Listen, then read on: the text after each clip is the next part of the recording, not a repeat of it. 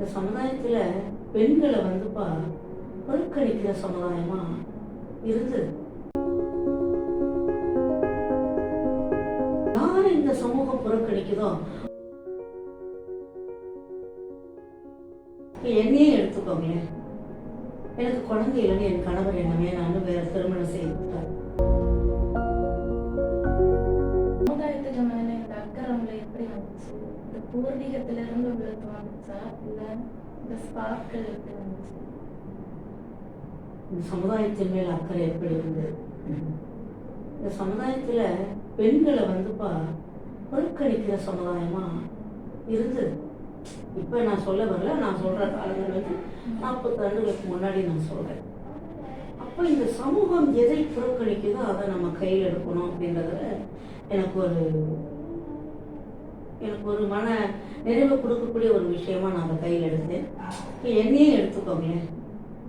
எனக்கு குழந்தை இல்லைன்னு என் கணவர் என்ன வேணான்னு வேற திருமணம் செய்தார்.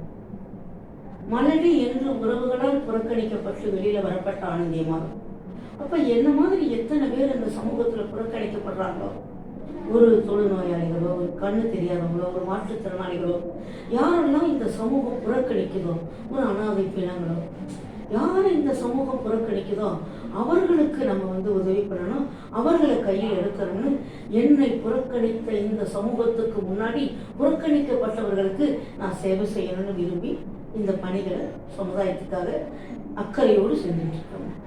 நீங்க நிறைய பண்ணிருக்கீங்க இந்த சமுதாயத்துக்கு. ஆனா அந்த விஷயத்துல உங்களுக்கு மன நிறைவு கொடுத்த ஒரு இன்சிடென்ட்? மன நிறைவு கொடுத்தது அப்படின்றது இன்னும் எனக்கு மன நிறைவெல்லாம் கிடைக்கல. எந்த ஒரு செய்தியும் இந்த சமூகத்துல மன நிறைவா செய்ய முடியுமா அப்படின்னா இல்லை. ஏதாவது ஒரு குறைபாடுகளோட தான் நம்ம இருக்கிறோம். இன்னைக்கு மன நிறைவா மதுவை ஒழிக்கணும்னு நினைச்சு நிறைய வேலை பண்ணோம். ஆனா அதுல எனக்கு மன நிறைவு கிடைக்கல. பெண்களுக்கு முழுமையாக செய்து முடிக்கணும் அப்படின்னு நினைச்சு நம்ம பண்ணியிருக்கிறோம். நான் என்ன ஒரு மன நிறைவு அப்படின்னா, நிறைய குழந்தைகளை கல்வியாளர் ஆக்கியிருக்கேன். காமராஜர் அன்னைக்கு கல்விக்கூடங்களை திறந்தாரு. ஆனா என்னுடைய இந்த 33 ஆண்டுகள் பயணத்துல பல பார்வையற்றவர்கள், பல மாற்றுத்திறனாளிகள், இவங்களுக்கெல்லாம் கல்வி கொடுத்துருக்கிறேன். அதுல கொஞ்சம் எனக்கு ஒரு மன நிறைவு. இந்த பயணத்துல நீங்க நிறைய பயணிச்சிருக்கீங்க. அதுல உங்களுக்கு ரொம்ப துயரமான நடந்த ஏதாவது சம்பவம் இருக்கா?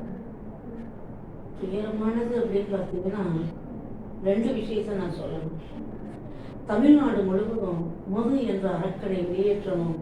அன்று வெள்ளையனை வெளியேற்றுவது போல இன்று தமிழ் என்ற மது என்ற அரக்கனை தமிழ்நாட்டை விட்டு வெளியேற்றணும்னு தமிழ்நாடு முழுவதும் நடந்து பயணம் பண்ணி 2014 கன்னியாகுமரியில மகாத்மா காந்தி பிறந்தநாள் அன்னைக்கு தொடங்கி 2015 ஜனவரி விவேகானந்தர் பிறந்த நாள் அன்னைக்கு சென்னையில நிறைவு செஞ்சோம். அப்ப இந்த தமிழ்நாடு முழுவதும் பயணம் பண்ணும்போது எத்தனை பெண்கள் கணவனை இழந்து நிற்கிறாங்கன்ற சர்வு என்னால் எடுக்க முடிஞ்சது. இந்த பாதிக்கப்பட்ட பெண்களை பார்க்கும்போது, இந்த மதுவால எத்தனை பெண்கள் விதவையாக்காங்கன்னு பார்க்கும்போது அவர்களுக்கான ஒரு உதவியாக நிறைய வேலைகளை நம்ம செஞ்சோம். அது என்னோட மனசு அந்த விதவைகளை பார்க்கும்போது மனசு ரொம்ப வேதனையா இருந்தது. அதே மாதிரி இந்த அநாதபாடி எடுத்து அடக்கம் பண்ற இல்லையா, அதுல இறந்த பிறகும் கூட ஒரு வைராக்கியத்தோடு எடுக்காத பாடிகள்லாம் இருக்கு. ஒரு மனிதன் இறந்த பிறகும் கூட இரக்கத்தன்மை இல்லாமல்லாம் வாழ்ந்துட்டு இருக்காங்களேன்னு நினைக்கும் போது மனசு ரொம்ப வலிக்கும். ஏன்னா என் புருஷனோட 15 வருஷமா நான் வாழலைங்க. இப்போ அவர் செத்து போயிட்டாருக்கா என்னை கூப்பிடுறீங்க, என்னால் எடுக்க முடியாதுங்க. சரி, அவனுக்கு பிறந்த குழந்தை இருக்கலாமா, அதை கூப்பிட்டு அனுப்பி அவனுக்கு ஏதாவது அவனுக்கு செய்ய முடியாதுங்கன்னு இறந்த பிறகும் கூட அந்த கோப குணங்களை மனசுல வச்சு இந்த சமூகம் மாறாம அந்த வைராக்கியத்தோட வாழ்றாங்கன்ற போது அது மனசு கொஞ்சம் வலிக்க ஆரம்பிக்கும்.